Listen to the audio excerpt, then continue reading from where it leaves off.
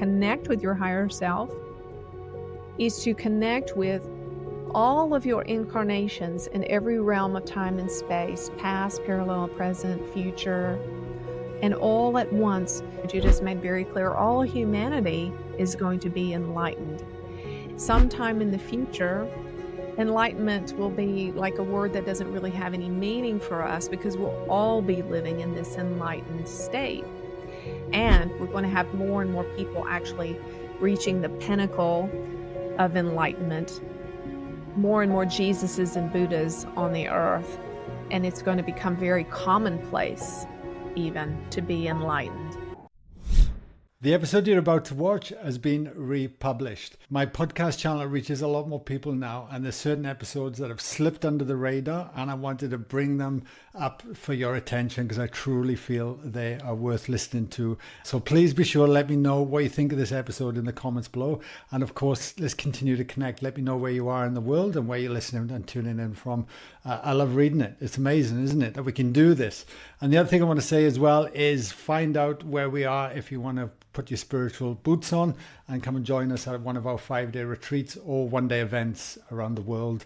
Links are below as well if you want to find out more what we're up to. Much love from me. Enjoy. Anjie, welcome to the podcast, my lovely. Thank you, guys. So good to be here. Yeah, likewise. I'm curious to see where this conversation goes today. So my first question to you, as I always ask everyone on the show, is that if a complete stranger asks you what you did for a living currently, let's say you're at a party or a dinner table, how would you reply? Great question. Well, to the average stranger, I would probably tell them that I'm a YouTuber or a content creator. And sometimes if I think they might be receptive, I might share with them that I'm a psychic or an angel medium. Yeah, well, what would the response be? Is it? I would imagine it's pretty open these days. Would you say, or are people still closed off to it? Yeah, I think the word channeler sometimes can be a little more prohibitive, but when I say an angel medium or an angel channeler or a psychic, most people are open. Yeah. Yeah, fantastic. Yeah, no, it's interesting. Like, and I've as a but as a Welshman growing up in the valleys of Wales and used to play rugby, drink beer, even the word angel would have been very triggering, like for me as a man, it's just whatever. So the fact that I'm actually having a conversation about angels on a podcast shows how far I've come in some respects. But I'm curious to know, like, how would you define that, an angel or an angel medium, from your perspective? Well, we could go pretty deep into it. When Judah first came and introduced themselves to me, and Judah is the name of the collective of angels that I channel, they said we are a group of 350,000 angels in the fifth dimension. And so that was my first introduction to them. And so getting to know them is kind of like a dating scenario, right? When you meet someone, you share a little bit in the beginning, and if there's interest and there's some sort of attraction, then over time you share more and more. So that's how it's been with Judah. Over time, they've shared more and more about their relationship. But basically, I'm just an empty vessel, and I just kind of empty myself out or allow or release, my personality and my agendas or whatever there is that's important to me. I allow that to step aside just to allow them to speak through me. And they do speak through that big kind of magical direct voice, booming kind of presence, which can be really, as I said, magical and mystical for people. But also they can just kind of be present and talking to me telepathically. And I think we work a lot helping people start channeling. I've never had anybody that I've worked with that wanted to channel that didn't. So far we've had 100% success with helping people channel that want to. And so I feel, for me, it's my belief that it's just very natural for us to talk with angels and communicate with them. And channeling is just the word that we've attributed to basically having a relationship or conversation with angels. Yeah, fascinating. Has your belief system always supported this, or has there been on your journey a shift? Oh, that's a great No. question. No, not at all. I mean, I when I was a little girl, like most kids do, or many kids, I asked my parents questions about God and who is God, or Mom, why is the sky this way and this and that? And so she began taking me to church when I was about 7, and because that's how she was raised, and that was her only kind of paradigm or container for a relationship with the unseen. And so I was raised in a fundamentalist Christian home, and I had, when I was 7 or 8, I had a really profound experience while I was sitting in church. The pastor was talking about hell and how we were all sinners and we were going to go to hell. And I was, of course, mesmerized as a little girl listening to this, and of course, feeling frightened and concerned. And as I sat there, I had this experience of being enveloped in a cloud. It was like a little rain cloud or a mist. And it just came and overwhelmed me. It was all around me about, this big. And I felt completely and utterly loved, totally overcome with love. And so now, with my experience now as Judah, when I look back on that, I think what was happening is the presence of Source and angels was literally there to try to protect me from the message that was being given and to intervene and to be present to love me and to, in a sense, say, no, we love you and you're safe and cared for. But as a little girl, because I was having that experience in a church service, I equated that. I made a wrong mental association that beautiful love experience I was having was related to something that the pastor was saying, you know. So I Ah, so when as I was having this beautiful bliss experience, the man down front was preaching about hell and sin, and he invited us to come down the aisle to receive Jesus as our Savior. And my 2 little feet just took me right down there, just responding. What I was really responding to was this blissful presence that I had encountered. So unfortunately, like I said, I'd made all these kind of wrong associations, and those continued really throughout my life. I did all the things. I was baptized. I read the Bible cover to cover many, many times. Always at church. Always serving. Um, I grew up singing in the church. I loved to sing, and the church was very receptive to my gifts. So, but fast forward into my 40s.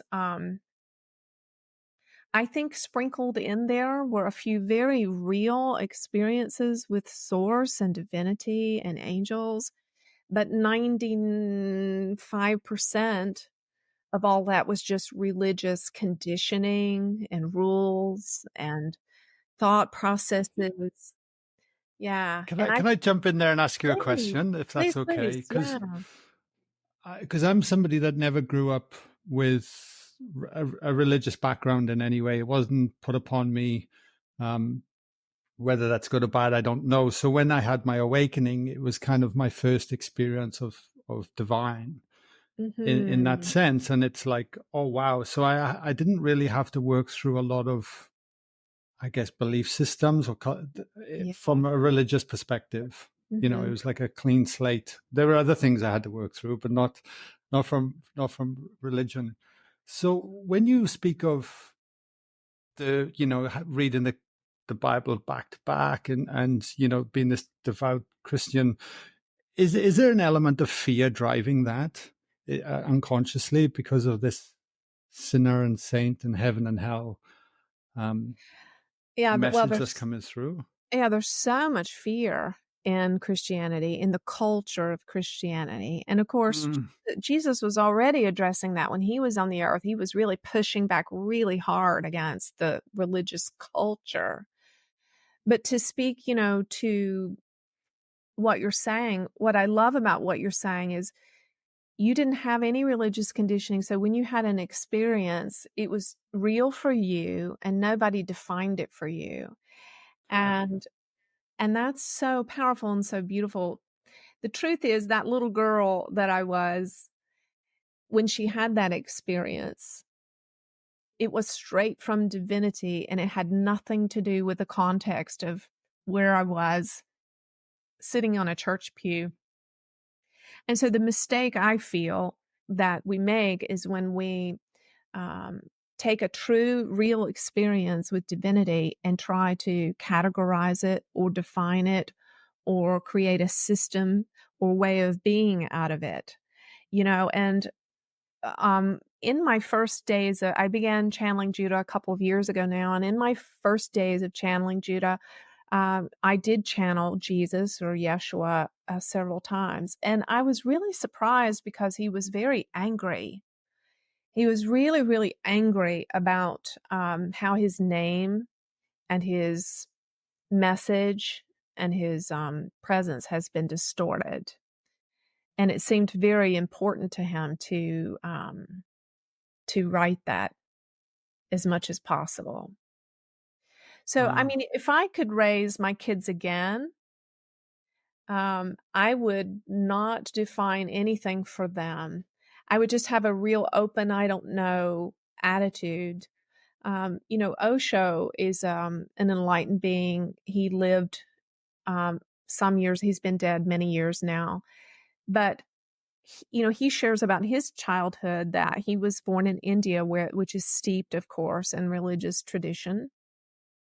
And his grandmother and grandfather raised him, and they would not allow anyone to teach him anything about religion. And they even had their own religious community that they were a part of, but they would not allow Osho to go with them, even when he expressed interest.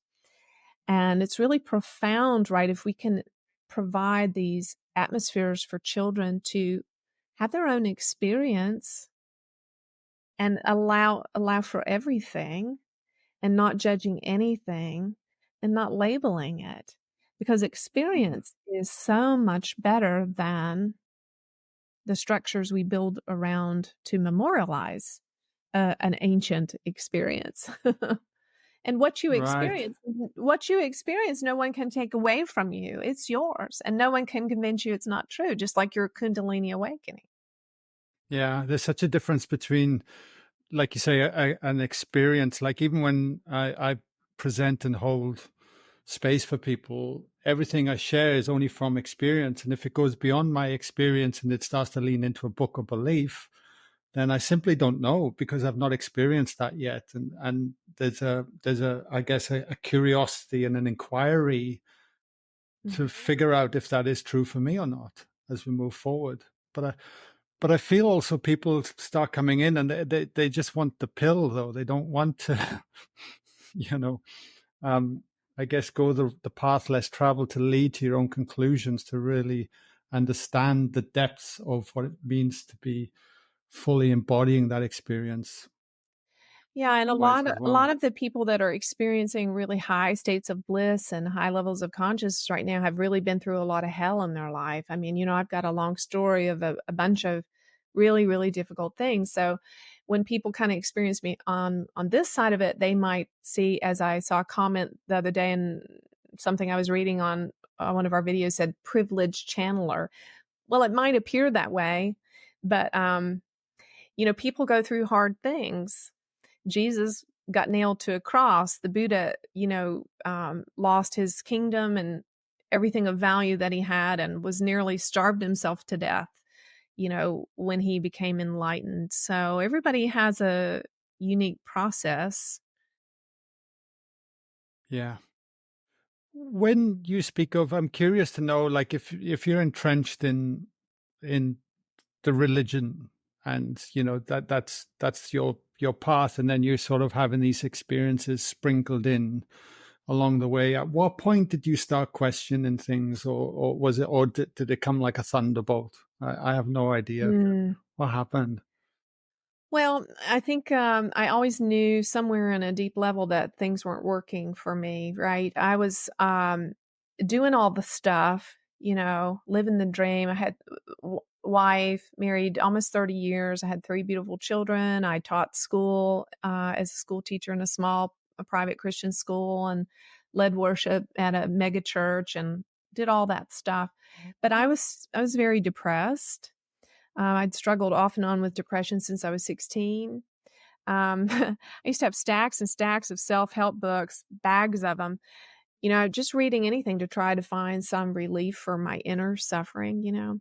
But I think for most people like myself that I meet that have had kind of a major jolt or awakening of some kind, there's been some major life event that ignited an awakening. And for me, it was my dad's death and a series of really unfortunate things that followed after that, and my marriage coming apart. And all of that was like this perfect storm. And I began to question, all my conditioning, my thoughts, what wasn't working. And I met a man who's now my spiritual partner who helped me to kind of slog through all of that and confronted me on my ego, and helped me to distinguish, what was programmed conditioning of my mind and who I really was. And, it's taken me about 6 or 7 years as has been my process. And now I live very, very free, very at peace, very at ease, very abundant. I do what I want to do. I love everything I do. Yeah.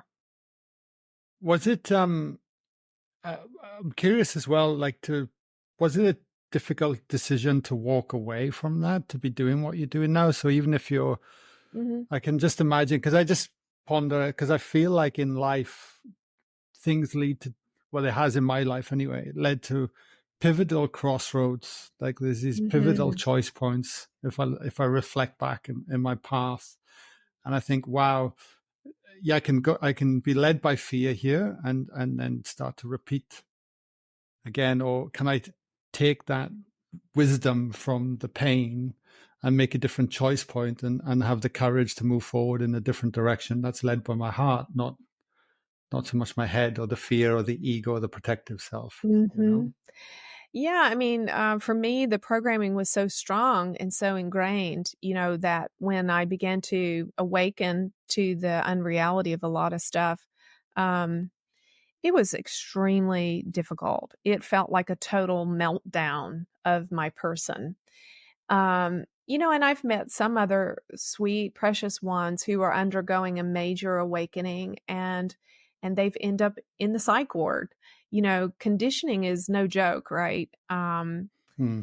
And so people need a lot of support. They need stories like the ones we're telling, so they know they're okay and they can get through it. Um, there's a line in A Course in Miracles that says the ego would rather see you dead than free. And I have met many people that come literally as their ego is being stripped and dying. Their ego is literally fighting tooth and nail um, to hold on. So you do really go through a true death. But it's like, we've heard that famous phrase, what a caterpillar calls the end of the world, a master calls a butterfly. Hmm. So if we can really fully embrace that process, there's so much transformation available. Yeah. And were you, when you changed trajectory, and now because you're freely out speaking and you're talking about it and you're channeling, these are like unusual concepts when first people come across them, and it's easy to be Hmm. judged, it's easy to be Yes. condemned even, you know what's that transition like been for you? Have old peers and people just cut you off, or they admire and respect you for what you do? How is it sort of, how has that felt? Because I always feel that with people, that it's that fear that holds us back more than anything. What are other Hmm. people going to think? And Yeah. we give so much energy away to other people. when they're actually doing the same thing, right? Right. Thinking about what other people are thinking and so Mhm. forth. Yeah, wow, that need for approval is a really big thing. I think I intuitively knew that my Christian family was not going to be able to go the distance with me with this change. And I did lose all of my friends' family support system except for one Christian friend of mine that hung with me through all of this. And I knew that it was going to be that way, and I was okay with. I didn't want or need anything from them. I just wanted to leave that life with love and blessing and gratitude for what was good from it, but allow myself to be something completely different.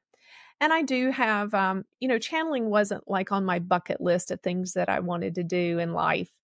You know, when I began channeling, I really deeply appreciated some of the channelers in my life that I'd watched over the years. They had been really integral to my own personal growth, but it wasn't something that I wanted to do. It was just something that happened. And when it happened, it was like being given such a divine treasure that I didn't feel like I could afford karmically to say no to this gift. And, so I do encounter some pretty hefty, nasty, criticism. And it's good for me because it gives me an opportunity to look inside, make sure I'm doing things for the right reasons. Lao Tzu said, he said that a true master is this. I'm sorry, not Lao Tzu, but the Bhagavad Gita. Krishna said a true master is okay whether they're being humiliated or honored, right? So this is one of the gifts that we have if we want to become enlightened people, is that whether people are completely denigrating us with their comments or even almost worshiping us, that it doesn't affect us one way or another. We stay just centered in love for others. And the appreciation Yeah, far outweighs the other. of course. But as human beings, it's so easy to get attached to the other, right? To the Yeah. that that yeah, I for sure. When it comes to channeling, how would you distill the overall message that comes through with Judah? Like, why?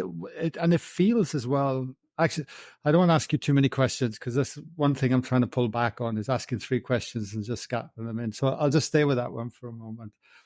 But so the What's message with important to Judah, Judah? yeah, yeah, Well, Judah is about assisting people in their awakening and enlightenment journey. And what's really important to Judah is to help people go all the way from where they are at the point that they meet Judah, all the way to full enlightenment.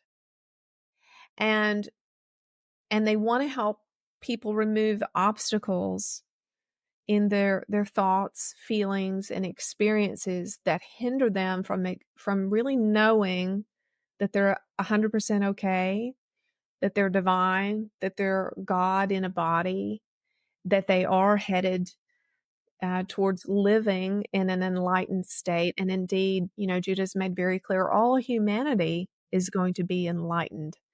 In fact, sometime in the future, enlightenment will be like a word that doesn't really have any meaning for us because we'll all be living in this enlightened state.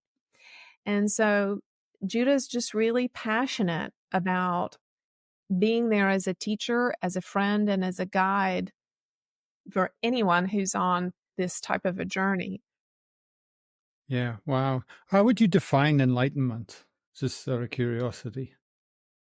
Well, I have a lot on this. I've got, we could talk about this for days, but Right. Okay. to be really clear, there is, in my personal experience, there is a specific moment in time, and it is a happening that you can write down on your calendar. On this day and at this time, I achieved an ascended enlightened state. And I believe it's available for everyone, and it involves a remembering of your divinity and the perfection of your soul. Yes. And so dropping everything that's not that in order to be what you really are, which is an enlightened being. And I do believe there's a moment that you can pinpoint in which you experience that fully. And when you experience fully the perfection of your soul and wholeness, and then there's no going back from there. And that, in the past, this is what Judah's taught us. In the past, we've had one enlightened person here or there, just a handful. And they're notable, memorable. We know their names. We're familiar with their teachings. Some of them were more obscure. Some of them are more famous, but that's getting ready to change. People are rapidly accelerating into higher levels of consciousness, and people are very rapidly becoming more and more enlightened. And we're going to have more and more people actually reaching the pinnacle of enlightenment, more and more Jesuses and Buddhas on the earth. And it's going to become very commonplace even to be enlightened. Wow. Do you feel that's going to happen in this lifetime, or do you feel it's going to take many generations to come? Well, I know that Judah has personally promised me 10 enlightened beings in my lifetime, which Judah and I will help to go all the way to full enlightenment. But I think that the trajectory can be a lot greater than that too. Someone asked Judah this question last week. Judah told us there are 42 enlightened beings on the planet right now. But I do feel like that's going to accelerate quite a bit. Yeah. How do you, like, so with people that are listening to this right now, and because it'd be easy to say, not easy, but it kind of like the ego part of myself is like, oh, I want to experience enlightenment. I want to have a little bit of that. And then we go chasing that to a degree, as opposed to, like you say, working with the ego and the like you did, the dissection of what is mine, what isn't, and actually wading through the crap. Yeah. As opposed, Well, we've got hundreds and hundreds and hundreds of free videos on YouTube where we help people with this, because Judah's teaching us that their teachings help us to distinguish between our ego and our higher self. And as we begin to distinguish between the two and have the awareness, then we just lean in to that pure higher self state and away from the ego. And of course, the spiritual ego is insatiable, and it believes that it can do something or have something or do less of something or more of something in order to be more spiritual. And that could not be farther than the truth. There are people who are just cooking good food for the person they love, and they are in a very enlightened state. There are people who are taking out the trash or changing sheets for someone in a hotel who are in a very enlightened state. So enlightenment is not about doing something more or doing less of something. It's about just remembering your higher self. So it's a little, it takes a little time, but you can begin to feel into it. And meditation is a good place to begin to feel into your enlightened state, because when you're meditating, right, when you hit that sweet spot where everything is peace and your mind is quiet, that's why we need to meditate, because in meditation, we memorize what it feels like to be our true self, to be our enlightened self. And if we do it enough, we begin to realize that all the other stuff is just drama and stories and sense perceptions, acting on sense perceptions. But to be in our enlightened state is to be above all of that. Yeah. Yeah, beautiful. When it comes to, how would you define, there's a couple of things that are coming in as I'm listening to you and just directing the podcast with the higher self. And I'm always fascinated to hear different explanations and like yours in a moment as well, but also that the connection that we have because we are our higher self and we're experiencing a physical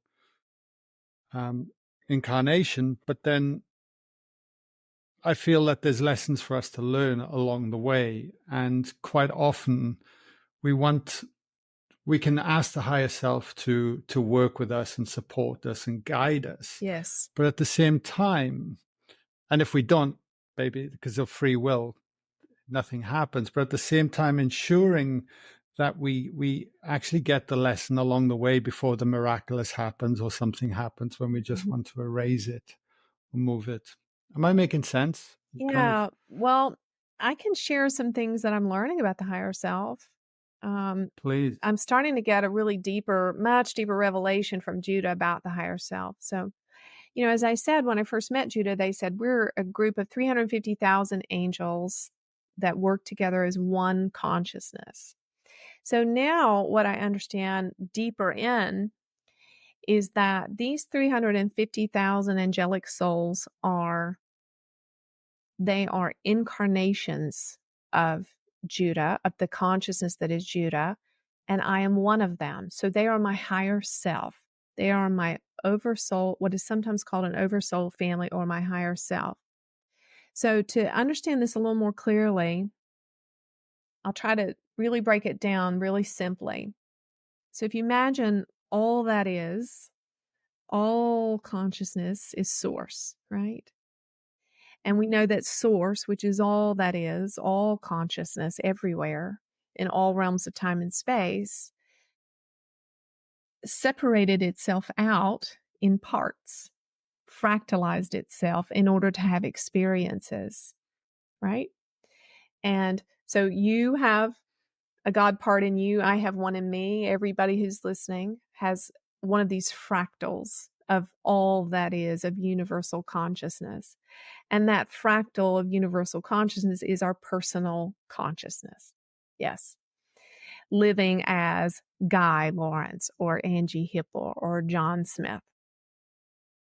So the way Jude explained this to me is when all that is, source, universal consciousness, fractalize into these different parts, the part that is Judah, right, has lived 350,000 lifetimes in the past, in parallel realities, and in the future. So Judah is one consciousness, a consciousness that's separated out from source, that has expressed itself or explored and experienced itself in 350,000 incarnations as individualized souls. So the part of Judah that lives in me is my soul. It's Anjie Hipple's soul. It's a soul that's lived many lifetimes, now currently experiencing life as Anjie Hipple. And my soul is the eternal part that animates my body. It's the difference between being alive and dead. When I'm dead, my soul will vacate this body. And that soul that is Anjie Hipple is connected to my higher self, which is Judah. So when I channel Judah, I'm channeling all 350,000 incarnations of my soul, of my higher self. Does that make sense? It's a little. It does. It does. In a nutshell, this is just my revelation from Judah, and I'm sure there are other perhaps better explanations out there. But my understanding is that to channel your higher self or connect with your higher self is to connect with all of your incarnations in every realm of time and space, past, parallel, present, future, and all at once. So when you connect with your higher self, you're connecting with the wisdom of every lifetime and every experience, every thought, every feeling you've ever had. And you're drawing that into your experience as Guy Lawrence. Wow. And so imagine the power of that. Imagine being able to talk to yourself that perhaps has had hundreds of thousands of lifetimes and experiences, and to have access to all the wisdom and information and love and joy and experience of that for the living of your life right now today as Guy. That's how powerful the higher self is. And the reason I took a little time to share that is because I don't want the word higher self to become a meaningless meme. I want us to really understand how transformative it is to speak to and be connected to and influenced by ourself. That's huge. How much wisdom could come, and understanding and insight for living your life if you could talk to, and you can, to every incarnation of your soul that's ever existed. How much are those 350,000 then influencing me in this moment as well? Let's say there's something I feel like I can't get past or is in the way, and we start to hear about, oh, that was 3 lifetimes ago, or that something happened in a past life that's now affecting you now. And I ask this question with caution because I know as a human being we can almost attach to that as well and say, well, that's what's holding me back.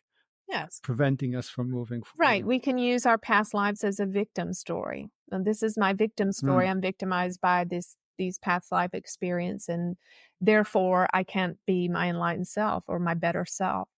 So here's the answer that Judah's taught us for this. You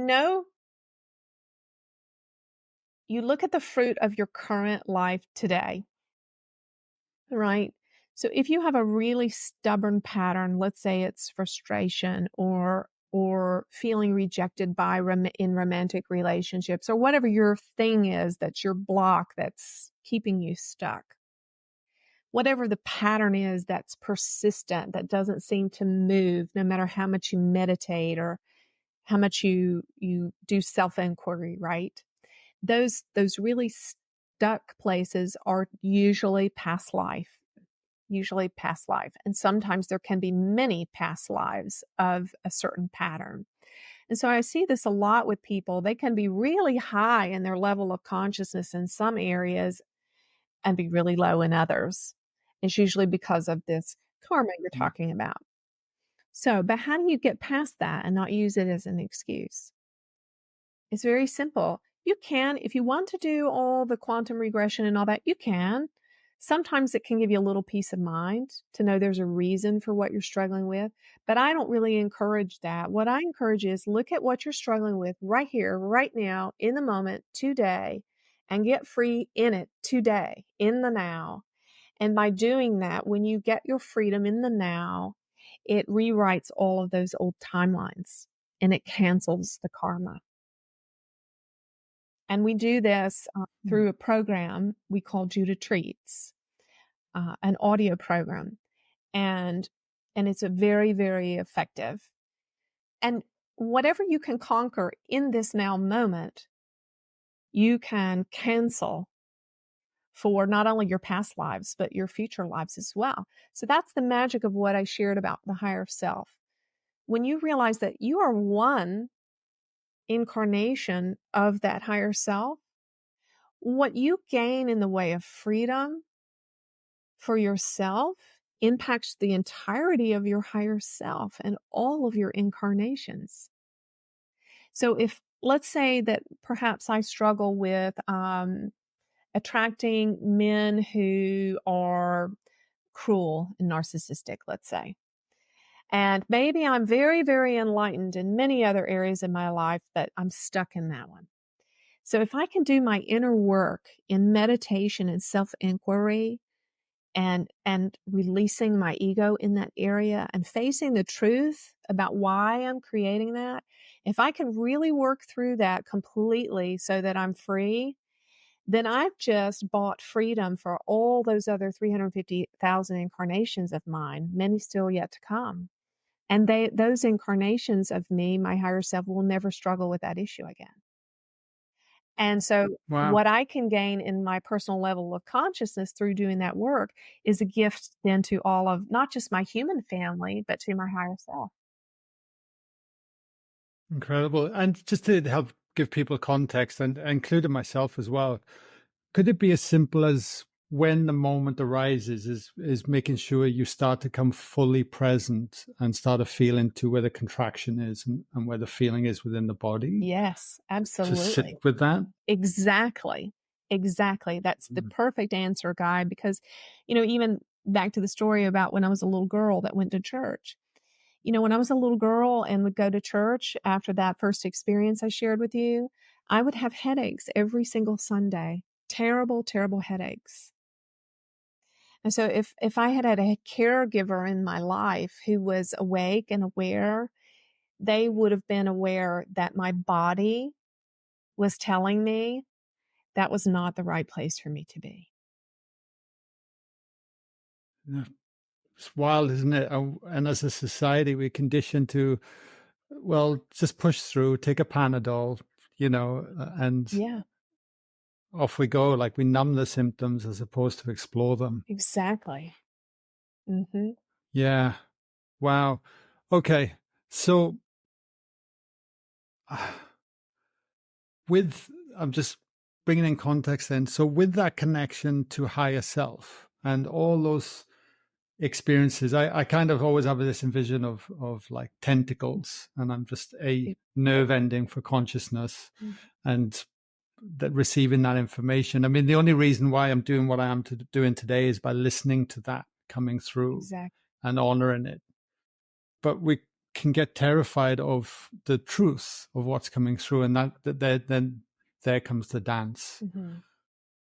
When people are wanted, like how would you explain to people then to help? What could they do to take away, even just to try today, to actually start to work with their higher self and have it working with them, as opposed to feeling like life is going up against them? What little practices could you recommend? Sure.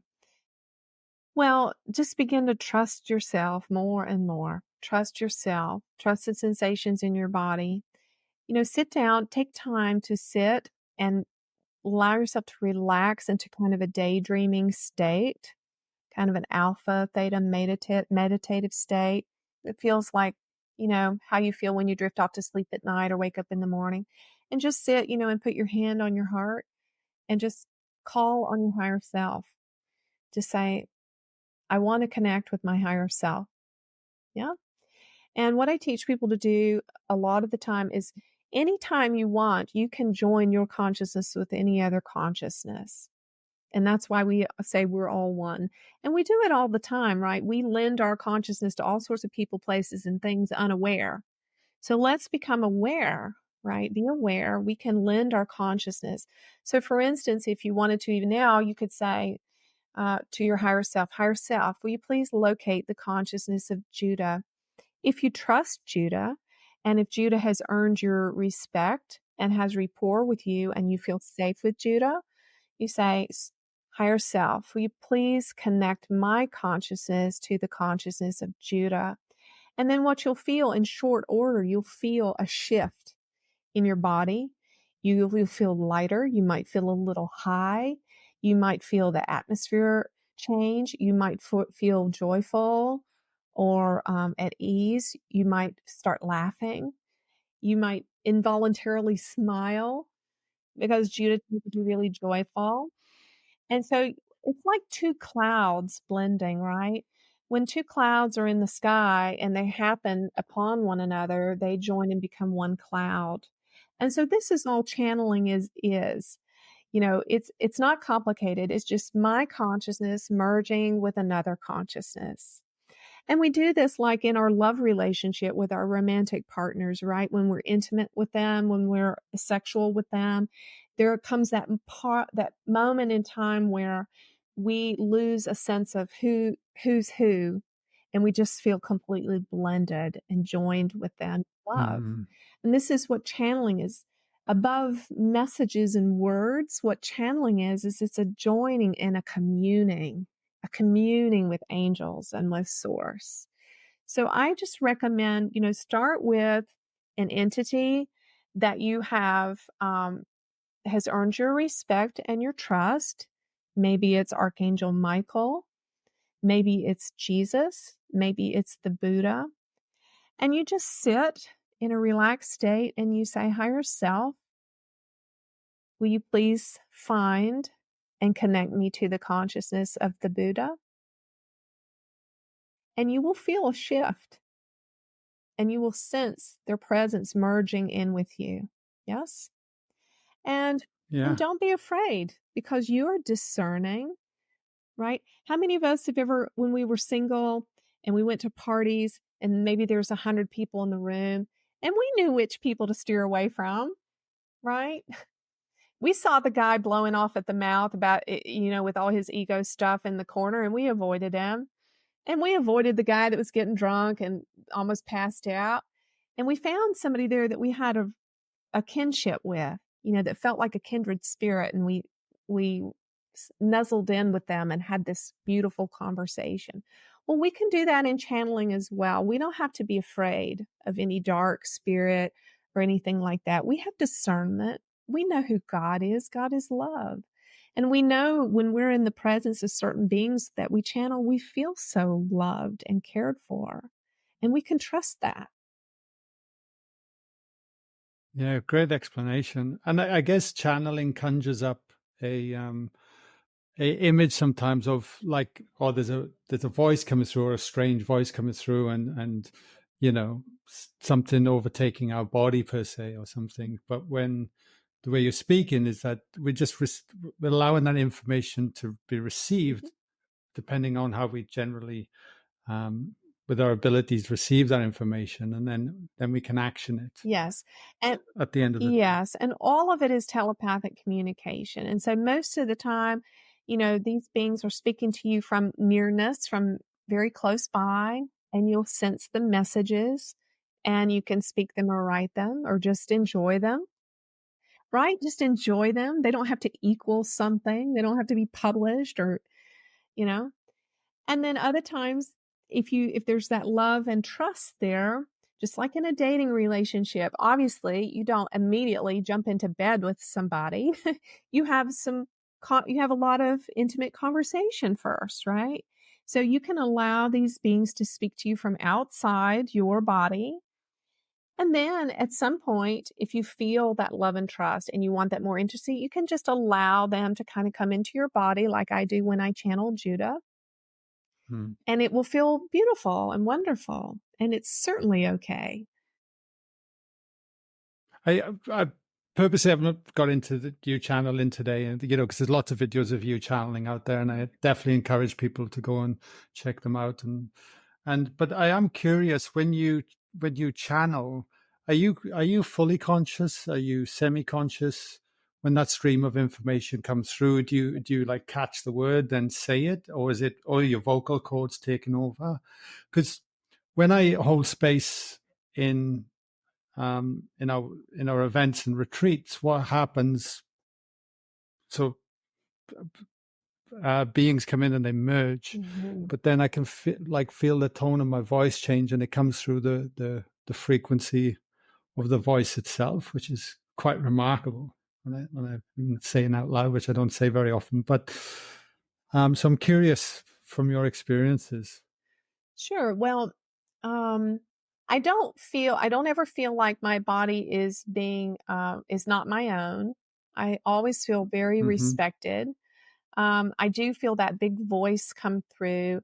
My understanding is that when I channel Judah at this point of my journey, I'm I am able to allow about 15% of all of who they are through in the message. Oh, wow. And I hope to be able to increase that over time. But I am conscious and it feels like a beautiful dream. And I do get a sense of everything that they're saying. I can't remember all of it because there's so much volumes of information, but it feels very, like a part of myself as well. I feel very much a part of what's being shared. And of course, many times they're sharing information and insight that I have no natural knowledge of as Anjie Hipple. And then other times they are very specifically using my thoughts and experiences and feelings as a part of the message. So sometimes, it's just them creating, and then sometimes it's more of a co-creation. Yeah. Wow. Amazing. It's just beautiful. Last question for you, which as we come to a close for podcast, and we've definitely covered a lot today. But is there anything you would like to leave the listeners to ponder on to finish? Hmm. Just to know that you're absolutely infinitely loved, and there's nothing you can do to mess up your journey, your self-discovery. There's nothing that you've done or not done or failed to do that has derailed you, right? And all blocks can be removed. And we would love to, if there's any way we can serve to help with that. Of course, we want to do that. But have faith in yourself. Know that you're a sovereign being, that you can and do have a connection to source and to angels, even when you don't feel that you do. Act as if that it's there, right? And keep asking. Just say, angels, please, guardian angels. Anjie told me that you're there. Will you please make yourself known to me? Will you help me? And keep, trust in the fact that your higher self is leading you. Just the fact that you're here and you're watching this broadcast is evidence to me that you are destined for awakening and enlightenment. And, it's okay. Like you said, Guy, you said, maybe it's my ego that wants to be enlightened. You know what? If you have that desire in you, maybe there's some ego attached to it, but so what? So what?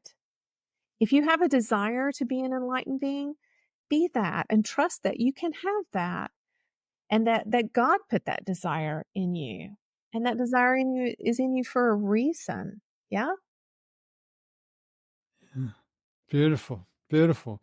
And where can we send them? Where can they find out more? Your YouTube channel or your website? Where's the best place Both of those for are people to great go? places to onboard. Our website is thejudahchannel.com. And if you sign up, we have the best nuggets of our channels that we send to you every day in your inbox to read, with no advertising or anything like that, just a morsel of wisdom for you every day. And we have tons of free offers on the website. When you click the start here, there's 10 or 12 different things where you can jump in and start with us for free. And on YouTube, we've got hundreds of hours of channels and spiritual teachings. And anybody that wants to grow, you can grow enormously just by watching those free videos. Yeah. Fantastic. Anjie, thank you so much. I really It's a enjoyed that. pleasure. That was Thank you, wonderful. Guy. Got me pondering on lots. Thank you so much.